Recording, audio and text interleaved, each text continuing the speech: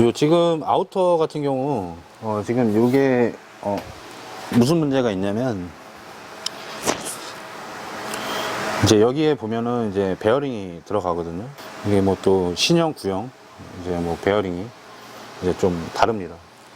다르고 그리고 요 복열 베어링 같은 경우는 금액이 순정 같은 경우 상당히 비쌉니다.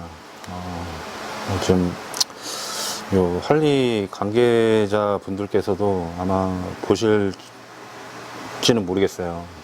예, 근데 요 베어링 하나에 22만 원인가 그래요. 요 베어링 하나에. 예, 근데 단가가 좀 너무 많이 비싸더라고요. 그래서 뭐 금액이 좀 만만한 금액이면 뭐 할리 정품으로 하면 좋겠지만, 근데 결국에는 이제 요 할리 정품, 이것도 이제 그 할리 이제 요 2009년식이에요. 그것도 2009년식이고 그 소프트웨어 커스텀 그 바이크에서 탈거한 베어링이에요. 베어링인데 이 베어링을 보면 일본 그 코요케 들어가 있거든요. 코요케 들어가 있고 이제 품번은 5207 5207로 들어가 있어요. 그래서 이 품번으로 검색을 해서 이제 베어링 그 판매처에 문의를 하면 쉽게 구할 수 있습니다. 이거는 국내 재고가 충분히 있고, 그 다음, 이제 이게 종류가 여러 가지예요. 종류 여러 가지인데, 이제 요거는 이제 2015년식 빼보이? 예, 거기서 탈거를 했던 거예요. 근데 요 베어링은 국내 재고가 없어요. 예, 국내 재고가 없어서 요거는 이제 따로 이베이나 외국에서 이제 구입을 해서 사용을 하시면 될 것 같아요. 클러치 쪽, 네, 이쪽 상태를 이렇게 한번 돌려보시면 이게 노이즈가 올라오는 게 들려요. 노이즈가 좀 심한 것들은 이렇게만 돌려도 들립니다. 들리고 천천히 돌려보세요. 천천히 돌려보면 노이즈가 확실하게 올라오는 것을 들을 수가 있습니다.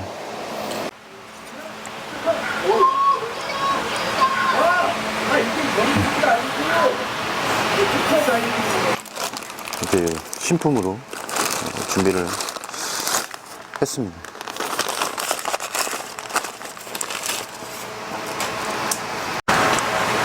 네, 이제 프라이머리 체인은 신품으로 교환을 할 거고요.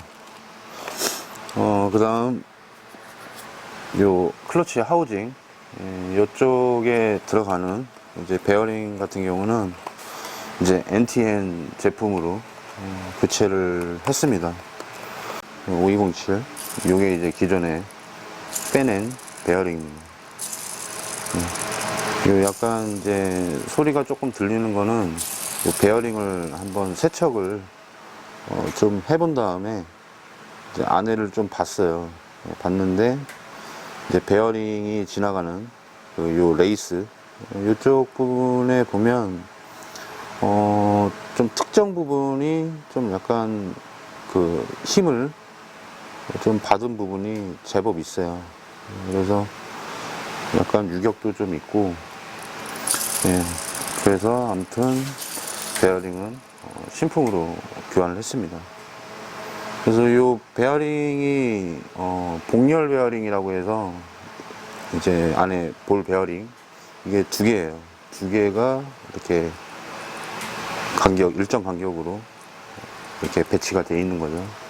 네, 그래서 이제 복열 베어링이라고 하는데 좀 하중이 많이 걸리는 그런 부분에 주로 많이 사용을 합니다. 아무튼 요 베어링 같은 경우는 지금 요 울트라 2009년식 모델에서 탈거를 한 거고, 요거는 지금 다른 그 수리 중인 2009년식 그 소프트웨어 커스텀 모델에서 뺀 거예요. 근데 상태는 이게 더 안 좋은 상태입니다. 이거는 이제 돌리다가 중간에 걸리는 부분이 있어요, 지금. 그래서 이거는 조금 베어링 컨디션이 조금 더 심한 상태라서, 네, 요것도 같이 교환을 하려고 제 베어링을 준비를 했습니다. 네, 아무튼 그렇습니다. 이렇게 뭐 요 영상을 보시고 이제 뭐 클러치 쪽, 뭐 프라이머리 쪽 한번 정비할 때 그때마다 한 번씩 요 베어링을 좀 교체를 해 주시면 아마 프라이머리 쪽 노이즈라든지 기타 요 클러치 이제 조작에 있어서도 아마 조금 더 효과를 보실 거라고 생각을 합니다. 그래서 뭐 참고하셔서 정비를 해 보시기를 바라고요. 이제 체인을 교환을 해 주도록 하겠습니다.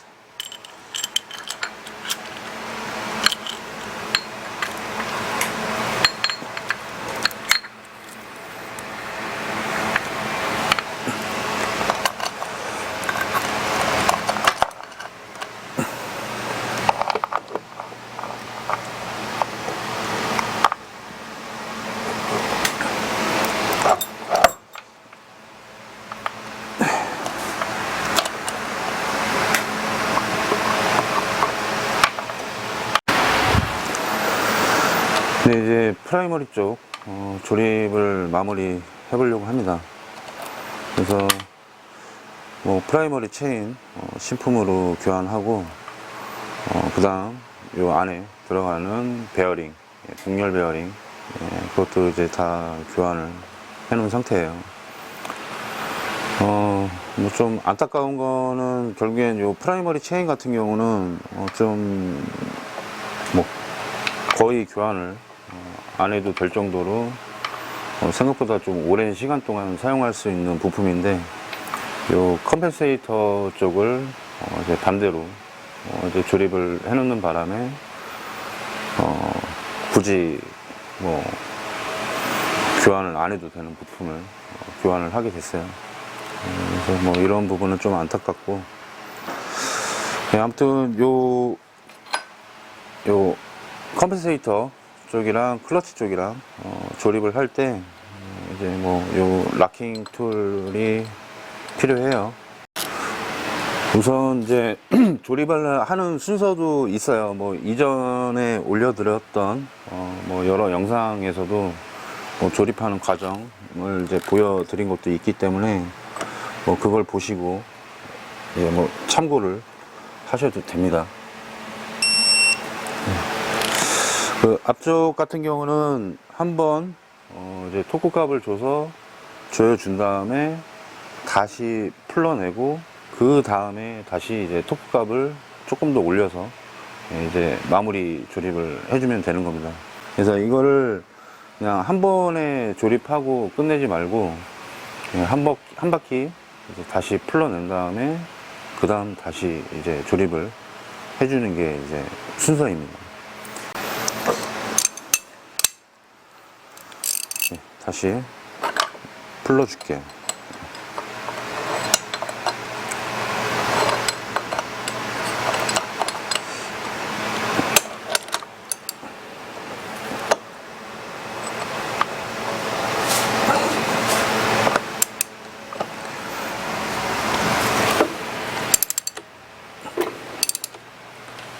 네, 이렇게 한 바퀴 이제 풀러주고요.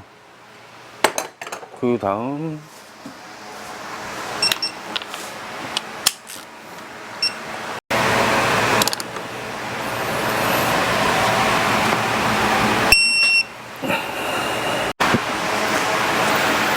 네, 앞쪽 컴pen세이터 쪽은 이제 다 조립을 마무리 했습니다. 그래서 한번 토크값을 줘서 조여주고, 그 다음 한 바퀴 풀러내고 다시 이제 마무리 토크값을 줘서 이제 조여주면 이제 마무리가 되는 겁니다. 그리고 뒤쪽에 이제 요 메인 샤프트, 이제 허브 너트 같은 경우는 이제 조이는 방향이 이제 반대 방향이에요. 예, 시계 반대 방향. 그쪽으로 해야지 이제 조이는 방향입니다. 그래서 뭐 요 너트 컨디션을 보더라도 이전에 이제 임팩으로 풀러내고 조이고 이렇게 막 한 것 같아요. 그래서 임팩을 굳이 사용을 안 해도 되는 그 정도의 토크값이기 때문에 이제 뭐 정 안 풀려서 이렇게 뭐 한번 풀러내고 이렇게 뭐 살짝 조이고 할 때는 뭐 사용을 뭐 한다 치더라도 뭐 마무리 조임을 할 때는 임팩을 이제 좀 사용하는 거를 좀 뭐 개인적으로는 안 했으면 좋겠어요. 그래서 아무튼 뭐 그런 부분은 그냥 참고만 하셔서 봐주시면 될 것 같고요. 그래서 이게 반대 방향 토크 렌치가 없으면은 결국에는 임팩을 사용을 할 수밖에 없어요. 그렇기 때문에 뭐 전문적으로 하시는 분들은 당연히 양방향 토크 렌치를 사용을 하실 거고요.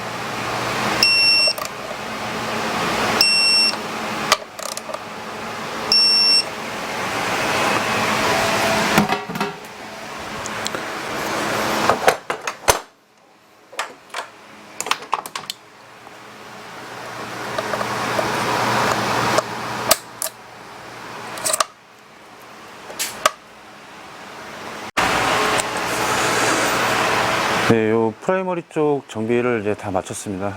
맞춰서 이제 뭐 조금 구성품 빠져 있는 거는 이제 추가로 주문했다가 추후에 이제 다시 한번 정비를 하기로 했어요.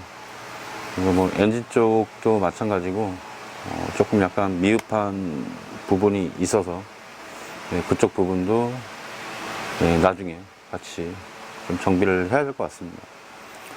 그리고 이제 뭐 추가적인 정비를 할 부분이 좀 여러 군데 있어요. 뭐 커넥터 부분 같은 경우도 좀 깨진 부분도 있어서 그쪽 부분도 이제 추후에 한 번 더 정비를 해야 될 것 같습니다. 그래서 요 바이크 같은 경우 요 프라이머리 쪽 노이즈랑 위에 실린더 그 위에 헤드, 그러니까 로커암 쪽이죠.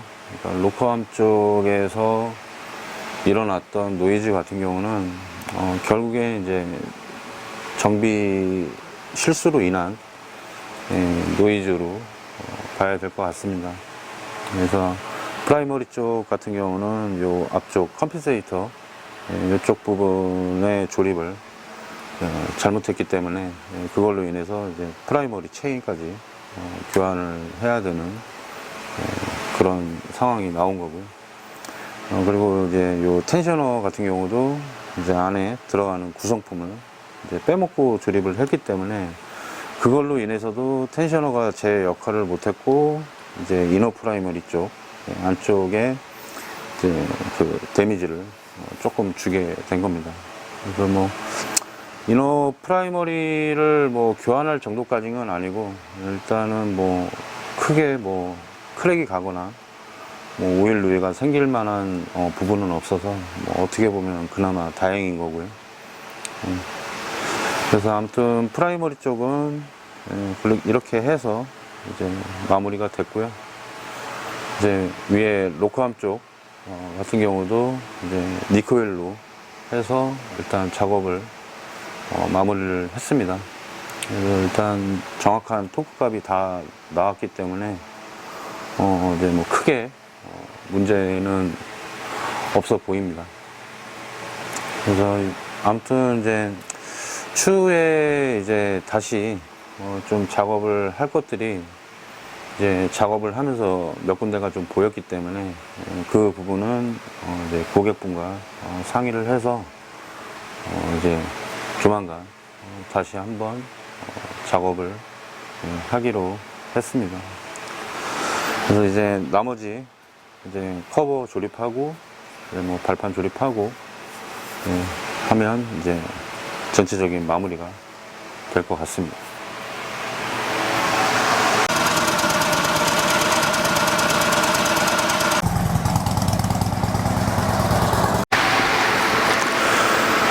네, 이제 시동을 걸어서 한번 상태를 봤고요.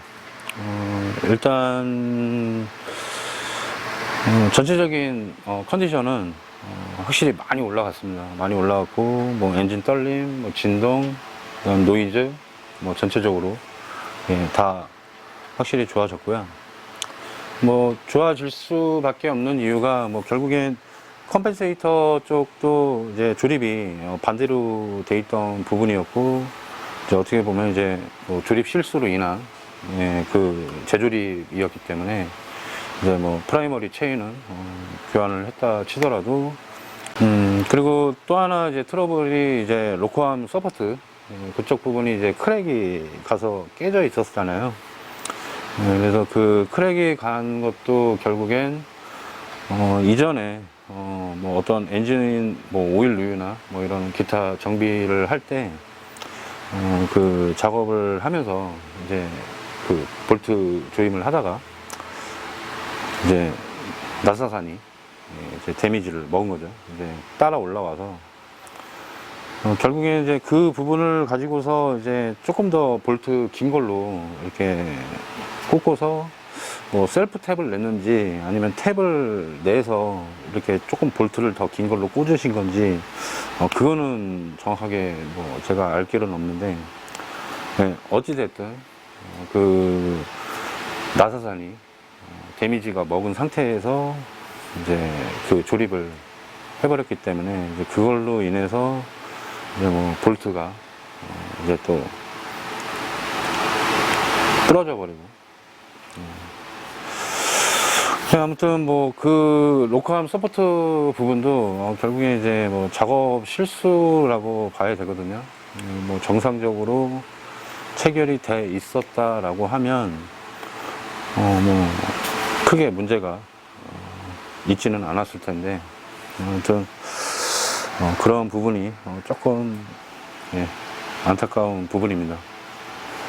그래서 그 로커암 서포트가 크랙이 가면서 이제 밸브가 이제 로커암이 정상적인 작동을 할 수가 없는 상태였기 때문에 지금 약간의 이제 밸브 쪽에 그 노이즈가 조금 올라오는 소리가 있어요. 그래서 그런 부분도 추후에 같이 해주시면 좋을 것 같습니다. 아무튼 뭐 작업하기 전보다는 컨디션은 정말 많이 올라갔습니다. 끝으로 이제 이 영상을 봐주신 구독자분들한테 감사드리고 이게 또 영상이 좀 제법 길 거예요. 그래서 그 영상이 그 긴 부분에 대해서 뭐 또 너무 지루하게 생각하지 마시고 그 필요하신 분들한테 뭐 제가 뭐 요목조목 이렇게 딱 꼬집어서 이렇게 다 말씀을 드릴 수는 없는 부분인데 뭐 전체적인 그 부분을 이렇게 보여드리는 거니까 참고를 해 주셨으면 좋겠습니다. 아무튼 긴 영상 시청해 주셔서 감사하고요. 다음에도 좀 더 유익한 영상으로 찾아뵙도록 하겠습니다. 시청해 주셔서 감사합니다.